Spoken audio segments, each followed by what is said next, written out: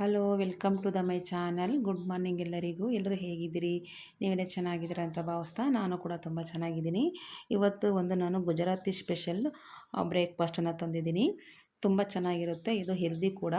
ಇದು ಬೆಳಗ್ಗೆ ಬ್ರೇಕ್ಫಾಸ್ಟ್ಗೂ ಮಾಡ್ಕೊಬೋದು, ನೈಟ್ ಡಿನ್ನರ್ಗೂ ಸಹ ಮಾಡ್ಕೊಬೋದು. ತುಂಬ ಚೆನ್ನಾಗಿರುತ್ತೆ. ಒಂದೇ ಥರದ ತಿಂಡಿ ತಿಂದು ಬೇಜಾರು ಅನ್ನಿಸ್ದಾಗ ಈ ಥರದ ತಿಂಡಿಗಳನ್ನು ಮಾಡ್ಕೊಳ್ತೀನಿ. ತುಂಬ ಖುಷಿಯಾಗುತ್ತೆ, ತುಂಬ ಚೆನ್ನಾಗೂ ಇರುತ್ತೆ. ಇದನ್ನು ಮಾಡೋದು ಹೇಗೆ ಅಂತ ನಿಮಗೆ ತೋರಿಸ್ತೀನಿ, ನೋಡೋಣ ಬನ್ನಿ. ಈಗ ಫಸ್ಟ್ ನಾನು 2 ಸ್ಪೂನಷ್ಟು ತೊಗರಿಬೇಳೆನ ಹಾಕ್ಕೋತಾ ಇದ್ದೀನಿ. ಕುಕ್ಕರಿಗೆ ಹಾಕ್ಕೊಂಡು ಫಸ್ಟು ಇದನ್ನು ವಾಶ್ ಮಾಡ್ಕೊತಾ ಇದ್ದೀನಿ ಒಂದೆರಡು ಸತಿ. ಆಮೇಲೆ ಇದಕ್ಕೇ ನಾನು ಒಂದು ಬೌಲಷ್ಟು ಕಡಲೆ ಬೀಜನ ಸಹ ಸೇರಿಸ್ಕೊತಾ ಇದ್ದೀನಿ. ಕಡಲೆ ಬೀಜ ನಿಮ್ಗೆ ಎಷ್ಟು ಬೇಕೋ ನೋಡಿಕೊಂಡು ಸೇರಿಸ್ಕೊಳ್ಳಿ. ಇದನ್ನು ತೊಳೆದ್ಬಿಟ್ಟು ಕುಕ್ಕರಿಗೆ ಬೇಯೋದಕ್ಕೆ ಇಟ್ಬಿಡೋಣ. ಅದು ಬೇಳೆ ಮತ್ತು ಕಡಲೆ ಬೀಜ ವೇಸ್ಟಲ್ಲಿ ನಾನು ಇಲ್ಲಿ 1.5 ಬೌಲಷ್ಟು ಗೋಧಿ ಹಿಟ್ಟು, ಒಂದು ಅರ್ಧ ಬೌಲಷ್ಟು ಕಡಲೆ ಹಿಟ್ಟನ್ನು ತೊಗೊಂಡಿದ್ದೀನಿ. ಅದಕ್ಕೆ ಒಂದು ಅರ್ಧ ಸ್ಪೂನಷ್ಟು ಅರಿಶಿಣ ಹಾಕ್ಕೊಂಡಿದ್ದೀನಿ. ಖಾರಕ್ಕೆ ಎಷ್ಟು ಬೇಕೋ ಹಿಟ್ಟಿಗೆ ನೋಡಿಕೊಂಡು ಹಾಕ್ಕೊಳ್ಳಿ. ನಾನಿಲ್ಲಿ 1.5 ಸ್ಪೂನಷ್ಟು ಖಾರದ ಪುಡಿಯನ್ನು ಸೇರಿಸ್ಕೊತಾ ಇದ್ದೀನಿ. ಆಮೇಲೆ ಒಂದು ಅರ್ಧ ಸ್ಪೂನು ಜೀರಿಗೆ ಪೌಡರನ್ನು ಸೇರಿಸ್ಕೊತಾ ಇದ್ದೀನಿ. ಆಮೇಲೆ ರುಚಿಗೆ ತಕ್ಕಷ್ಟು ಉಪ್ಪನ್ನು ಸೇರಿಸ್ಕೊಂಡು 1.5 ಸ್ಪೂನಷ್ಟು ಎಣ್ಣೆನ ಹಾಕ್ಕೊಂಡು ಇದನ್ನೆಲ್ಲ ಒಂದು ಸತಿ ಹಿಟ್ಟನ್ನ ಕೈಯಲ್ಲಿ ಮಿಕ್ಸ್ ಮಾಡಿಕೊಂಡು ಮತ್ತು ನೀರನ್ನು ಹಾಕ್ಕೊಂಡು ಇದು ಚಪಾತಿ ಹಿಟ್ಟಿನ ಅದಕ್ಕೆ ಕಲಿಸ್ಕೊಬೇಕು. ಇದು ತೀರಾ ಗಟ್ಟಿ ಆಗಬಾರ್ದು, ತೀರಾ ತೆಳ್ಳಗೂ ಇರಬಾರ್ದು. ಚಪಾತಿ ಹಿಟ್ಟಿಗೆ ನಾವು ಹೇಗೆ ಕಲಿಸ್ಕೊತೀವೋ ಆ ಥರ ಕಲಿಸ್ಕೊಂಡ್ರೆ ಸಾಕಾಗುತ್ತೆ.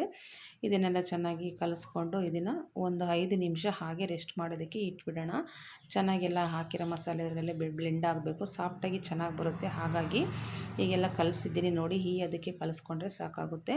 ಈಗ ಇದನ್ನೊಂದು ಪ್ಲೇಟ್ ಮುಚ್ಚಿ ಇದನ್ನು ನೆನೆಯೋದಕ್ಕೆ ಬಿಟ್ಬಿಡ್ತೀನಿ. ಈಗ ನಾನು ಬೇಯಕ್ಕಿಟ್ಟಿರೋಂಥ ತೊಗರಿಬೇಳೆ ಮತ್ತು ಕಡಲೆ ಬೀಜ ಕೂಡ ಚೆನ್ನಾಗಿ ಬೆಂದಿದೆ. ಈಗ ಅದನ್ನೊಂದು ಸೈಡಿಗೆ ಎತ್ತಿಟ್ಬಿಟ್ಟು ನೆಕ್ಸ್ಟು ಸ್ಟವ್ ಮೇಲೆ ಒಂದು ಬಾಣಲಿ ಇಟ್ಟು ಅದಕ್ಕೆ 1.5 ಸ್ಪೂನಷ್ಟು ಎಣ್ಣೆ ಹಾಕಿ ಒಂದು ಅರ್ಧ ಸ್ಪೂನು ಸಾಸಿವೆ, ಸ್ವಲ್ಪ ಕರಿಬೇವಿನ ಸೊಪ್ಪು, 2 ಒಣಮೆಣಸು, ಉದ್ದಗೆ ಹೆಚ್ಚಿರೋಂಥ ಹಸಿಮೆಣಸು ಇಷ್ಟನ್ನು ಹಾಕ್ಕೊಂಡು ಒಗ್ಗರಣೆ ಮಾಡ್ಕೊಬೇಕು. ಒಗ್ಗರಣೆ ಮಾಡಿಕೊಂಡು ಇಲ್ಲಿ ನಾನು 4 ಟೊಮೊಟೊ ತೊಗೊಂಡಿದ್ದೀನಿ. ಅದನ್ನು ಸಹ ತೊಳೆದು ಚಿಕ್ಕದಾಗಿ ಹೆಚ್ಚಿಟ್ಕೊಂಡಿದ್ದೆ, ಅದನ್ನು ಇದಕ್ಕೆ ಸೇರಿಸ್ಕೊತಾ ಇದ್ದೀನಿ. ಸೇರಿಸ್ಕೊಂಡು ಒಂದು ಅರ್ಧ ಸ್ಪೂನು ಅರಿಶಿಣ, ಆಮೇಲೆ 1 ಸ್ಪೂನಷ್ಟು ಖಾರದ ಪುಡಿ, ಒಂದು ಅರ್ಧ ಸ್ಪೂನಷ್ಟು ಧನಿಯಾ ಪೌಡರನ್ನು ಸೇರಿಸ್ಕೊಂಡು ಒಗ್ಗರಣೆ ಮಾಡ್ಕೊತಾ ಇದ್ದೀನಿ. ಇಲ್ಲಿ ನಾವು ಹಿಟ್ಟಿಗೆ ಖಾರದ ಪುಡಿ ಹಾಕ್ಕೊಂಡಿದ್ದೀವಿ. ಈ ದಾಲಿಗೆ ಎಷ್ಟು ಬೇಕೋ ನೋಡಿಕೊಂಡು ಖಾರದ ಪುಡಿ ಸೇರಿಸ್ಕೊಳ್ಳಿ. ಸೇರಿಸ್ಕೊಂಡು ಇದನ್ನೆಲ್ಲ ಚೆನ್ನಾಗಿ ಬಾಡಿಸ್ಕೊಬೇಕು. ಒಗ್ಗರಣೆಯಲ್ಲಿ ಟೊಮೊಟೊ ಎಲ್ಲ ಸಾಫ್ಟ್ ಆಗಬೇಕು, ಟೊಮೊಟೊದಲ್ಲಿರೋ ನೀರಿನಂಶ ಡ್ರೈ ಆಗಬೇಕು. ಅಲ್ಲಿವರೆಗೂ ಒಗ್ಗರಣೆಯಲ್ಲಿ ಚೆನ್ನಾಗಿ ಬಾಡಿಸ್ಕೊಂಡು ಈಗ ತೊಗರಿಬೇಳೆನ ಸ್ವಲ್ಪ ಸ್ಮ್ಯಾಶ್ ಮಾಡ್ಕೊಬೇಕು. ಈ ಥರ ಸ್ಪೂನೆಲ್ಲ ಸ್ಮ್ಯಾಶ್ ಮಾಡಿಕೊಂಡ್ರೆ ಸಾಕಾಗುತ್ತೆ. ಚೆನ್ನಾಗಿ ಬೆಂದಿದೆ ಕೂಡ ತೊಗರಿಬೇಳೆ ನೋಡಿ. ಹಾಗಾಗಿ ಈ ಥರ ಎಲ್ಲ ಸ್ಮ್ಯಾಶ್ ಮಾಡಿಕೊಂಡು ಈ ಒಗ್ಗರಣೆಗೆ ಇದನ್ನು ಸೇರಿಸ್ಕೊಬೇಕು. ಸೇರಿಸ್ಕೊಂಡು ಇದಕ್ಕೆ ನೀರು ಎಷ್ಟು ಬೇಕೋ ನೋಡಿಕೊಂಡು ನೀರನ್ನು ಮತ್ತೆ ಸೇರಿಸ್ಕೊಳ್ಳಿ. ಆಮೇಲೆ ರುಚಿಗೆ ತಕ್ಕಷ್ಟು ಉಪ್ಪನ್ನು ಸೇರಿಸ್ಕೊಂಡು ಚೆನ್ನಾಗಿ ಒಂದು ಸತಿ ಮಿಕ್ಸ್ ಮಾಡಿ ಇದನ್ನು ಕುದಿಯೋದಕ್ಕೆ ಬಿಟ್ಬಿಡಬೇಕು. ಸ್ವಲ್ಪ ನೀರು ಜಾಸ್ತಿನೇ ಹಾಕ್ಕೊಳ್ಳಿ, ಯಾಕಂದರೆ ನಾವು ಇದನ್ನು ಅದರಲ್ಲಿ ಈ ಮಾಡಿರೋಂಥ ಚಪಾತಿ ಪೀಸ್ಗಳನ್ನು ಹಾಕಿದಾಗ ಸ್ವಲ್ಪ ಎಲ್ಲ ನೀರು ಎಳ್ಕೊಂಡು ಸ್ವಲ್ಪ ಡ್ರೈ ಆಗಿಬಿಡುತ್ತೆ. ಹಾಗಾಗಿ ಅದು ಕುದೀತಿರುವಾಗ ನಾನು ಇಲ್ಲಿ ನೆನೆಸಿಟ್ಟಿರೋಂಥದ್ದು ಹಿಟ್ಟು ಸಹ ನೆಂದಿದೆ. ಈಗ ಚಪಾತಿ ಥರ ಇದನ್ನು ಲಟ್ಟಿಸ್ಕೊಬೇಕು. ಚಪಾತಿ ಥರ ಲಟ್ಟಿಸ್ಕೊಂಡು ಈ ಥರ ಸ್ಪೂನಲ್ಲಿ ಕಟ್ ಮಾಡ್ಕೊಬೇಕು. ನಾವು ಬಾಕ್ಸ್ ಟೈಪ್ ಕಟ್ ಮಾಡ್ಕೊಬೋದು, ಟ್ರಯಾಂಗಲ್ಲು, ನೀವು ಯಾವ ಥರ ಬೇಕಾದ್ರೂ ಕಟ್ ಮಾಡ್ಕೊಳ್ಳಿ. ಈ ಥರ ಕಟ್ ಮಾಡ್ಕೊಂಡಿದ್ದೀನಿ ನಾನು. ಈ ಥರ ಚಿಕ್ಕದು ಕಟ್ ಮಾಡಿಬಿಡಿ, ದೊಡ್ಡದಾಗಿ ಕಟ್ ಮಾಡ್ಕೊಬೇಡಿ. ಈ ಪೀಸ್ ಲೆವೆಲ್ಗೆ ಕಟ್ ಮಾಡಿಕೊಂಡ್ರೆ ತುಂಬ ಚೆನ್ನಾಗಿರುತ್ತೆ. ನೋಡಿ, ಇಲ್ಲಿ ನಾನು ಒಂದು 4 ಜನಕ್ಕಾಗೋಷ್ಟು ನಾನು ನೈಟ್ ಊಟಕ್ಕೆ ಮಾಡ್ತಾಯಿದ್ದೀನಿ. ಹಾಗಾಗಿ ನಾನಿಲ್ಲಿ ಒಂದು 3 ಚಪಾತಿನ ಮಾಡ್ಕೊತಾ ಇದ್ದೀನಿ. ನೋಡಿ, ಈ ಸೈಜಲ್ಲಿದ್ದರೆ ಸಾಕಾಗುತ್ತೆ. ಈ ಥರ ಎಲ್ಲ ಕಟ್ ಮಾಡ್ಕೊಬೇಕು ಲಟ್ಟಿಸ್ಕೊಂಡು. ಈಗ ನಾನು ಇಲ್ಲಿ 3-4 ಚಪಾತಿನ ಲಟ್ಟಿಸ್ಕೊಂಡು ಈ ದಪ್ಪ ಇದ್ದರೆ ಸಾಕು. ಇಷ್ಟು ತೀರಾ ತೆಳ್ಳಗೂ ಇರಬಾರ್ದು, ದಪ್ಪನೂ ಇರಬಾರ್ದು, ಮೀಡಿಯಮ್ ಆಗಿ ನಾವು ಮಾಡ್ಕೊಬೇಕು. ಚಪಾತಿ ಮಾಡ್ಕೊತೀವಲ್ಲ ಅದಕ್ಕಿಂತ ಸ್ವಲ್ಪ ದಪ್ಪ ಇದ್ದರೆ ಸಾಕಾಗುತ್ತೆ. ಮಾಡಿಕೊಂಡು ಈ ಥರ ಕಟ್ ಮಾಡಿಕೊಂಡು ನಾವು ಎಲ್ಲನ ಒಂದು ಕಡೆ ಇಟ್ಕೊಂಡು ಅದೆಲ್ಲ ಕುದಿ ಬಂದಾದ ನಂತರ ಅದು ಸ್ವಲ್ಪ ಎಲ್ಲ ಬೇಯಬೇಕು. ಬೆಂದಾದಮೇಲೆ ಇದನ್ನು ಅದಕ್ಕೆ ಸೇರಿಸ್ಕೊಬೇಕಾಗುತ್ತೆ. ಈಗ ನೋಡಿ, ನಾನೆಲ್ಲ ಕಟ್ ಮಾಡಿ ಇಟ್ಕೊತಾ ಇದ್ದೀನಿ. ಈಗ ನೋಡಿ, ಇದು ಕೂಡ ಕುದೀತಾ ಇದೆ ಇಟ್ಟಿರೋದು. ಇದು ಒಂದು 10 ನಿಮಿಷ ಚೆನ್ನಾಗಿ ಕುದಿಬೇಕು. ಎಲ್ಲ ಬೇಳೆ ಟೊಮೊಟೊ ಮಿಕ್ಸ್ ಆಗಬೇಕು. ಅಷ್ಟರಲ್ಲಿ ನಾನು ಕೂಡ ಈ ಚಪಾತಿಗಳೆಲ್ಲ ನಾನು ಮಾಡಿಬಿಟ್ಟು ಈ ಥರ ಕಟ್ ಮಾಡಿ ಇಟ್ಕೊಂಡಿದ್ದೀನಿ. ನಾನು ಕಟ್ ಮಾಡಿ ಇಟ್ಕೊಂಡಿರೋಂಥ ಚಪಾತಿನ ಈಗ ಈ ದಾಲ್ಗೆ ಸೇರಿಸ್ಕೊತಾ ಇದ್ದೀನಿ. ಸೇರಿಸ್ಕೊಂಡು ಒಂದು ಸತಿ ಕೈಯಲ್ಲೆಲ್ಲ ಮಿಕ್ಸ್ ಮಾಡ್ಕೊಂಬಿಡಿ. ಅದು ಉಂಡೆ ಉಂಡೆ ಥರ ಆಗಬಾರ್ದು. ಹಾಗೆ ಹಾಕಿ ಬಿಟ್ಬಿಟ್ರೆ ಹಾಗೆ ಒಂದಕ್ಕೊಂದು ಚಪಾತಿ ಅಂಟ್ಕೊಂಡ್ಬಿಡುತ್ತೆ.